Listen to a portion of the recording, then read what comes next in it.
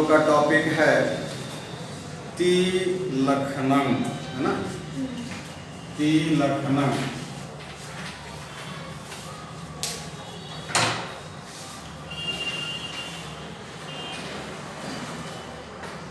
बुद्ध दर्शने तिलखनस देशना सब धम्मानं सचन स्वभावम प्रकाशिता। बुद्ध दर्शन में तिलखन का देशना या उपदेश सभी धर्मों के सत्य स्वभाव को प्रकाशित करता है। तिलखनम इति तीनि लखनानि। तिलखन क्या है? यह 3 लक्षण है। कस लखनानि, कौन से लक्षण? धम्मस यानी धर्म का। ये केचि धम्मा संति, ये जो कोई धर्म होते हैं, तेसन स्वभावो इति लक्षणं, उनका स्वभाव ही लक्षण है।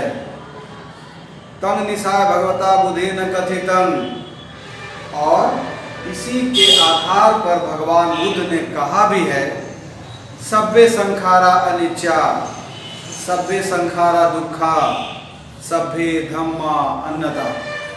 अर्थात सभी संस्कार अनित्य हैं, सभी संस्कार दुख से भरे हैं, और सभी धर्म अनात्म है, यानी आत्मा नहीं है। उन्होंने क्या कहा कि सभी संखारा अनिच्चा, अनित्य है, नॉट परमानेंट, पल पल बदल रहा है। सभी संखारा दुख, और सभी संखार, सभी जो कर्म है, सभी जो धर्म है, सब क्या है? दुख से भरे। सभी धम्मा अनंता, और ये सभी धर्म जो है अनात्म है, आत्मा नहीं है उनमें। एक केचि धम्मा लोके संति ते दुविधा होन्ति। ये जो धर्म कुछ है जो संसार में दिखाई पड़ता है, या जो संसार में जो धर्म हैं, वे 2 प्रकार के होते हैं, संखता असंखता च। यानी संखत धर्म है और असंखत धर्म है। संखत मीन्स निर्मित धर्म है, एक अनिर्मित है। धर्म बनाया जाता है ना, तो एक निर्मित धर्म है, एक अनिर्मित धर्म है। रथं गेहं कोदकं इत्यादि धम्मा निमित्ता। रथ, गेहं मीन्स घर, कोदकं, कोदकं मीन्स पुस्तक, इत्यादि धम्मा निमित्ता, ये सभी निर्मित हैं, स्वयं उपलब्ध नहीं है। रथ को बनाना पड़ता है, घर को बनाना पड़ता है, पुस्तक को बनाना पड़ता है ना। ये सभी धर्म निर्मित हैं। अनेके ही धम्मे ही ते संभूता होन्ति, और अनेक धर्मों से ये संयुक्त होता है, अनेक वस्तुओं से मिलकर ही यह बनता है। तस्मात् ते धम्मा संखता, इसी आधार पर या इसीलिए वे धर्म संखत हैं, निर्मित हैं। निबानन पन न किंचिपि निमित्तं, परंतु जो निर्वाण है वो किसी चीज से बनाया नहीं गया है। तस्मात् निब्बानं असंखतं, इसीलिए निर्वाण को असंखतं कहा जाता है। असंखत है, वो किसी के द्वारा बनाने से यह नहीं बनता है। इमेषं धम्मानं स्वभावस् कथनं तिलखनेन कथं, इन्हीं धर्मों के स्वभाव के कथन को तिलखन कहा गया है। सभ्य संखारा अनिच्चा इति कथनेन कथितं होति। सभी संस्कार अनित्य हैं, इस कथन के द्वारा यह कहा गया है। यं कि ये केचि संखता धम्मा संति, ये जो संखत धर्म है, निर्मित धर्म है सभी, ते अनिच्चा संति, वे अनित्य हैं। कोई भी चीज निर्मित है यानी अनित्य। जो खुद मेड है, जिसको निर्माण आप नहीं कर सकते, वो नित्य है ना। हम लोग आसमान को निर्माण कर सकते हैं तो वो नित्य है, सदैव से है, न कभी मरता है और न कभी समाप्त होता है। सूर्य का निर्माण हम लोग कर सकते हैं, सदैव से है, न कभी मरता है, और जीने की तो बात ही नहीं, न उसे जन्म हुआ है और न मरेगा, सदैव से ही है। तो उसी तरह से जो निर्वाण है, भगवान बुद्ध ने कहा है कि जो निर्वाण है वो असंखत है, वो निर्मित धर्म नहीं है।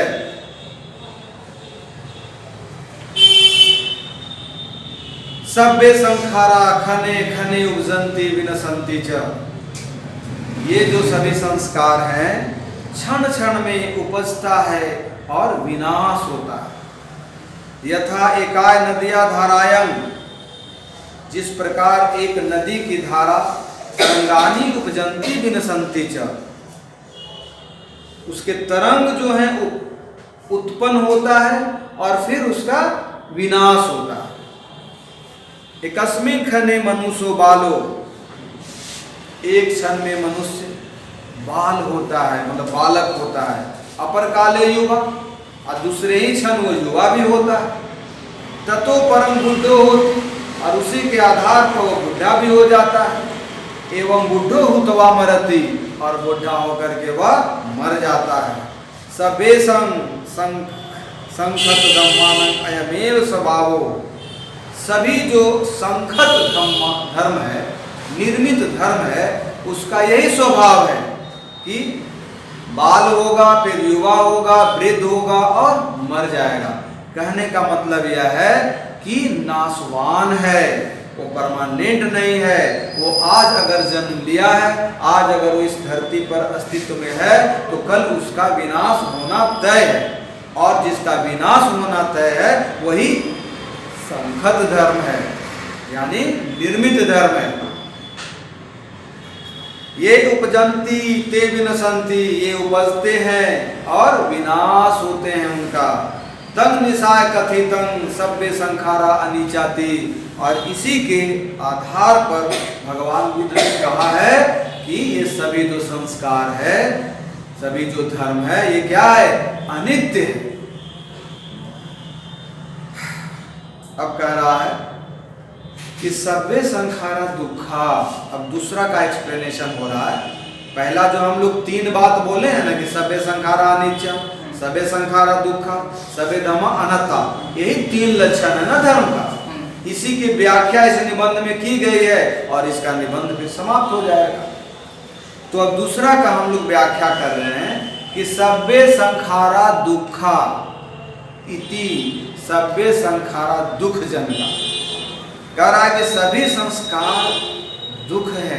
इसका मतलब यह हुआ कि सभी संस्कार दुखजनक है, दुखों से भरे।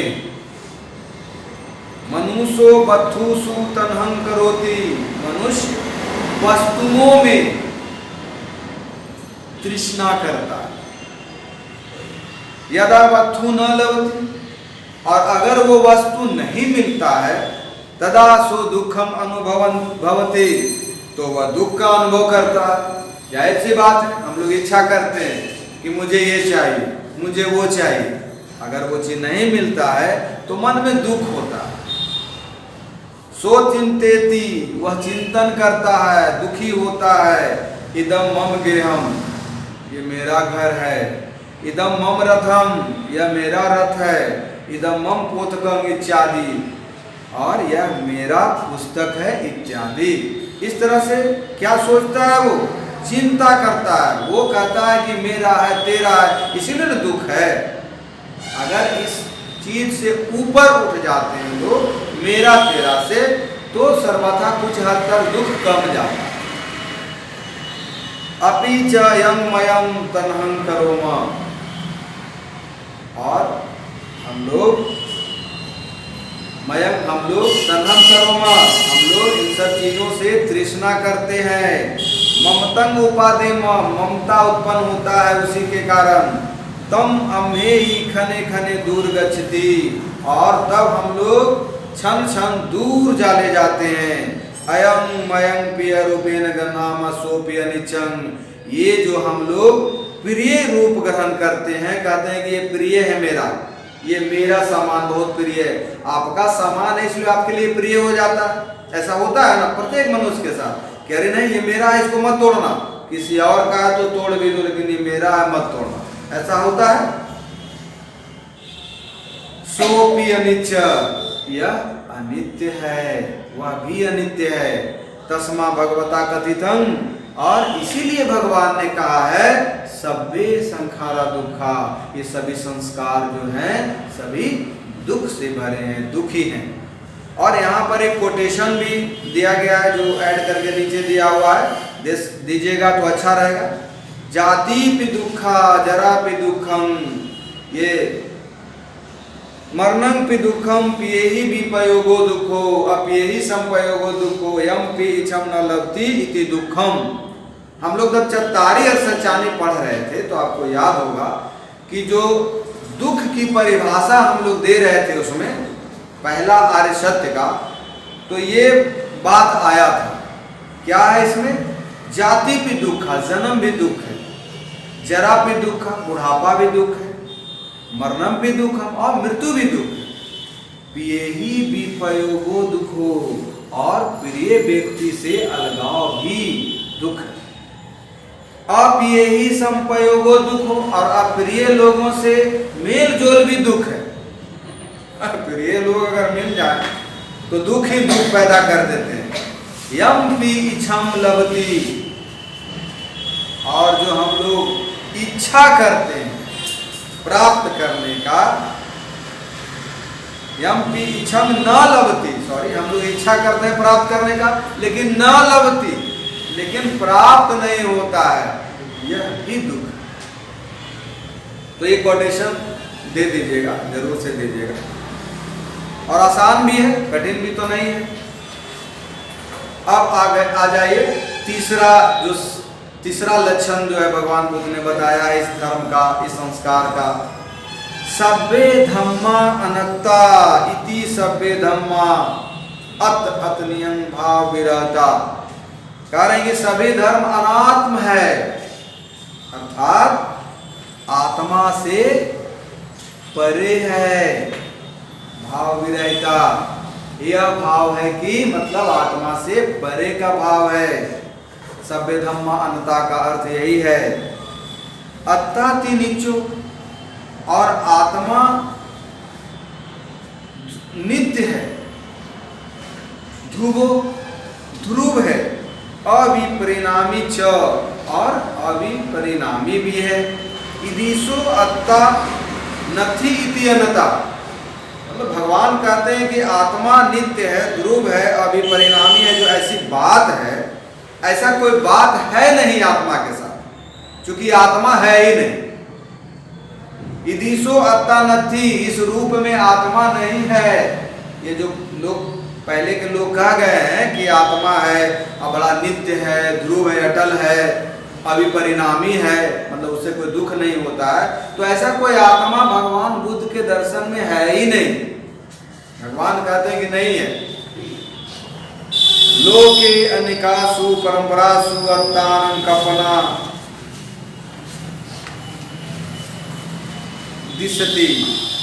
इस संसार में पुराने परंपराओं के जो धर्म हैं उसमें आत्मा की कल्पना दिखाई पड़ती है।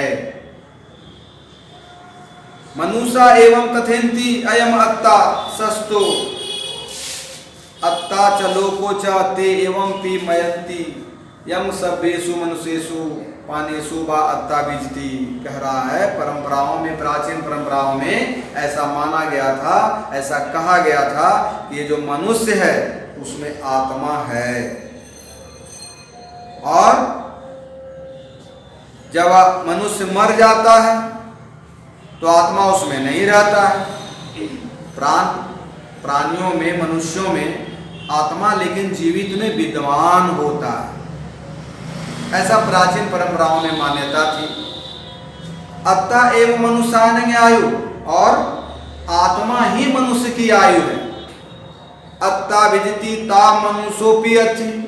अगर आत्मा है तभी मनुष्य विद्वान है, मनुष्य का जीवन है। बुद्धो तंग न अधिवासेति, लेकिन इसको भगवान बुद्ध कहते हैं कि नहीं, ऐसा नहीं है। सो कथेति, उन्होंने कहा है, यंग अत्ता नति यो स्वभाव तो धुवो नीचो वा। ये जो आत्मा है जिसको लोग कह रहे हैं कि स्वभाव से ध्रुव है, अति अटल है, नित्य है, परमानेंट है, ऐसी कोई आत्मा नहीं। अंगमयं पुरुषं पुगलं मनुजं वा कथयामा तंग पंचखंडानं समूहो होती। ये जो हम लोग पुरुष हैं, मनुष्य हैं, पुद्गल व्यक्ति, किसी व्यक्ति को कहा जाता है मनुजं, व्यक्ति मनुष्य जो कहा जाता है इस रूपों में, पुरुषं कहा जाता है, पुद्गलं कहा जाता है, मनुजं कहा जाता है। पंचखानदानं समूहो होती, ये पंच खंडों का समूह है, 5 तत्वों का समूह है। ते पचखंडाति, वे पचखंडा कौन कौन है? रूप खंडो, वेदना खंडो, संज्ञा खंडो, संखार खंडो, विज्ञान खंडो च। ये है रूप खंड है, वेदना खंड है, संज्ञा खंड है, संखार खंड है, विज्ञान खंड है च। और हम लोग पढ़े विषय प्रतिसमुत्पाद में क्या पढ़े थे कि नाम रूप पच्या वेदना उपजंती, वेदना पच्या संज्ञा, संज्ञा पच्या संखार, संख्यार पच्या वेदना। ये 5 स्कंद है, आपस में उपजेंगे, विनाश होगा ही इन 5 का। तो मनुष्य वस्तुतः इन्हीं 5 के समूह को कहा जाता है। जैसे मैंने मिलिंद पन्नू जब पढ़ाया था तो बताया था कि भगवान ने बड़ी अच्छी उक्ति नागसेन के रूप में आया है वहां पर कि नागसेन से राजा मिलिंद ने पूछा कि भाई तुम आए हो कैसे, ये तो बताओ। तो उन्होंने कहा कि मैं रथ से आया हूं। तो बड़ा हंसने लगे राजा मिलिंद। उन्होंने कहा कि अरे रथ से तो आए हो, लेकिन तुम्हारा रथ कहाँ दिख रहा है? क्या रथ पंजर रथ है? क्या घोड़ा रथ है? क्या वो जो लकड़ी का बना हुआ है वो रथ है? क्या घोड़े का चाबुक रथ है? इसी तरह से विभिन्न अंगों को व्याख्यायित करके और राजा ने कहा, राजा मिलिंद ने, कि मुझे तो नहीं दिखाई पड़ रहा। सब हंसने लगे। राजा के जो समर्थक थे कि हाँ अब इस प्रश्न का जवाब दीजिए। तो इसी पर नागसेन ने कहा था कि भगवान आप तो भाई राजा हैं, तो मुझे ये बताइए कि आपका राजा मिलिंद जो नाम है, क्या पैर का नाम है कि हाथ का नाम है कि आंख का नाम है कि नाक का नाम है कि बाल का नाम है? मुझे तो कहीं दिख नहीं रहा है कि राजा मिलिंद है कहाँ। तो राजा मिलिंद बोले कि अरे इन्हीं सब के समूह से मिलाकर तो मैं हूं राजा मिलन। तो बोले कि बस भगवान आप समझ गए राजन, मेरा रथ भी इसी तरह से रथ पंजर घोड़ा आदि के मिला करके रथ है। तो उसको जवाब मिल गया। तो यही 5 स्कंधों का समूह मनुष्य है। सबं परिणामं धम्मं उपस्थित विनशति च, सभी धर्म के परिणाम होते हैं, रिजल्ट होते हैं, वो उपजते हैं, विनशते हैं, विनाश होता है। क्या होता है? हम लोग यहाँ प्राचीन परंपराओं से मान्यता है कि मनुष्य मरता है फिर जन्म लेता है, मरता है फिर जन्म लेता है। उसी तरह दुनिया की जो चीजें हैं उसमें यह बताया गया है कि ये चीजें बनती है, बिगड़ती है, बनती मतलब नाशवान है, बनाइए फिर वो विनाश हो जाएगा। और हम लोग साक्षात देख भी रहे हैं कि नाश होता है। कोई भी चीज जो निर्मित किया गया है वो विनाश होता है। तस्मा ना कोपी खंडो अत्ता ना तस्मीन अत्ते, इसीलिए आत्मा में कोई खंड नहीं होता है, इसलिए आत्मा है ही नहीं। किसे कहेंगे कि किसको मिला जुला करके आत्मा है? हम तो कह रहे हैं कि भाई 5 खंड मिला के मनुष्य है, तो किसको मिलाकर आत्मा है? इसका जवाब चाहिए ना। भगवान बुद्ध ने कहा कि अगर आत्मा है तो बताइए हमको। निबानंपन अजातम अनिमितं च तथापि अत्ता नथि। जो निर्वाण है वो अजन्मा है, अनिर्मित है, तथापि फिर भी आत्मा नहीं है वहां। निर्वाण है लेकिन आत्मा नहीं है। तस्मा कथितम सभ्य धम्म अनंता। इसीलिए कहा भी गया है कि सभी धर्म अनात्म है। भगवान ने इन्हीं 3 लक्षणों को परिघाटित किया है,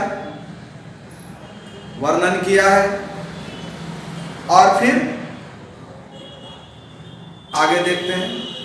इमीना नयन भगवता बुद्धेन तिलखन प्रकाशितम। इसी रूप में भगवान ने 3 लक्षणों को प्रकाशित किया है। तंग जानित्वा मनुष्यो तंहंग विनाशेति। और जो इसको जान जाता है उसकी तृष्णा का विनाश होना शुरू हो जाता है। तन्हंग विनाशेत्वा सो परम सुखम निब्बानम सच्ची करोति।